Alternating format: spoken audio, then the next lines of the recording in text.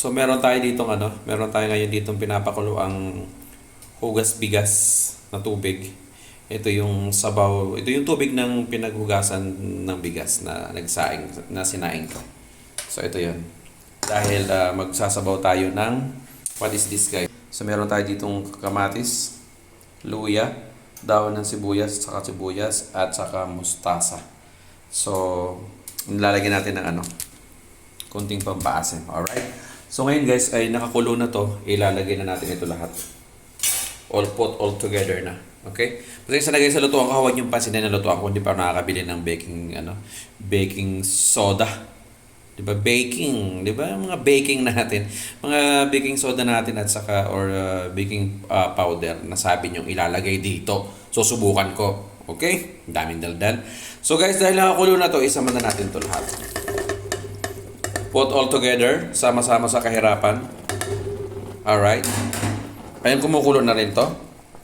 Perfect. Perfect na to, perfect. So dahil nakalagay na to, ayan, hayaan lang natin itong kumulo. Okay, and at the same time, habang inaantay natin na kumulo yung mga lamas-lamas na yan dyan, tatakpan muna natin. Okay? Then, let's go here. Tingnan natin yung sinaing natin na rice na basmati rice. So, di ba? Kumulo na siya. So, tinitingnan ko lang to guys. Kapag malapot na, something like this, so hindi pa siya okay. Hindi ko pa siya tatanggalan ng sabaw. Pero pag malapot na yan, tatanggalan ko siya ng sabaw. Di ba? Ang daldal ko. Alright!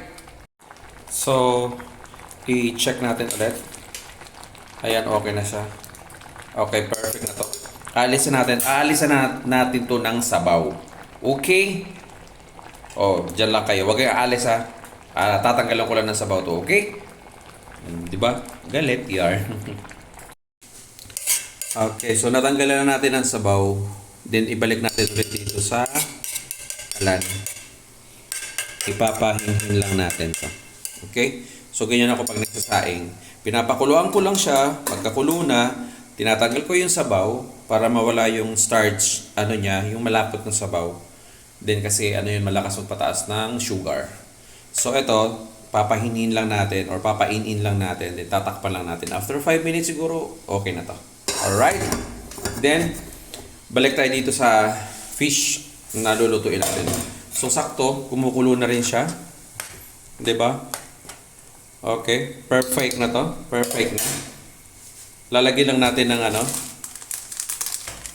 lalagyan lang natin itong pampaasim ng konti. Kasi para may lasa din naman. So parang sinigang na rin to.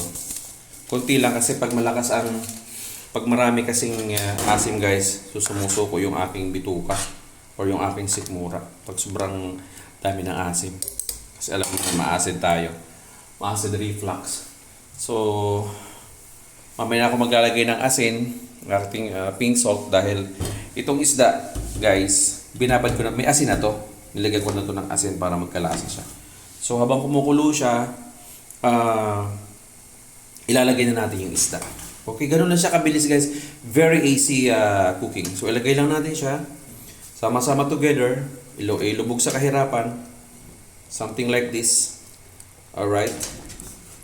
Okay. Perfect! Very good. Alright, then, hayaan lang natin itong kumulo. Okay? Pagkakumulo na to guys, pagkakulo na nito, ilagay na natin yung mustasa. Ganun lang siya kabilis guys. Very, very easy lang. So, lalagyan lang natin itong ating pang-enhance sa lasa. Kunti lang. 1, 2, 3, 4. Perfect. Okay na siya. Then, tatakpan lang natin. Okay? Ganun na siya kabilis. So, balikan natin to. Pag after ilang minutes, pag kumulo, lagay na natin itong ating mustasa. Alright? Okay ba kayo dyan? Ganun lang kabilis guys. Perfect! So, i-check na natin guys. Ayan, kumukulo na siya. Very perfect na to guys. Very, very perfect na to. So, check lang natin ang lasa. Oh my God! Grabe! So, ilagay na natin ang gulay. 'Di ba? Para mas mabilis. So, ilagay lang natin ang gulay. Then, after isang kulo, okay na to. Alright? So, ayun, nalagay na natin lahat itong mga gulay, guys. Then, Antayin natin ulit kumulo ito ng mga siguro 1 to 2 minutes. Then, okay na to. Takpan lang natin ulit. Then, okay na to. Then, at the same time, yung ating kanin, so very, very perfect. Okay na rin to. So, pinatay ko na yung power niya. Then, dyan lang yun siya. After nito kumulo, kainan na. Alright. So, check na. Oh, yun. Na-check na natin, guys.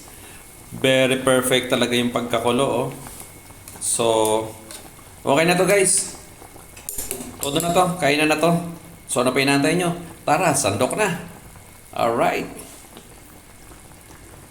A few moments later. So, ito na, guys. Ready na. 'Di ba? Parang naging sinigang na ulo ng salmon. So, kinuha ko yung isang pisngi ng salmon. Ito yung ulam ko ngayong gabi. Then, a beautiful rice here. So, ano pa inaantay natin? Lafangan na, guys. Sarap nito, oh. Oh, Diyos ko po, Rudy. Kainaman. Check. Oh my God. Very perfect. So, ano pa natin nyo, guys? Kainan na. Yun nga lang, wala akong kasama. So, yun lang. Kahit gaano kasarap ang ulam mo, kahit gaano kasarap ang kanin mo, kahit gaano yan kamahal, kung mag-isa ka lang nakakain, parang ang lungkot, di ba?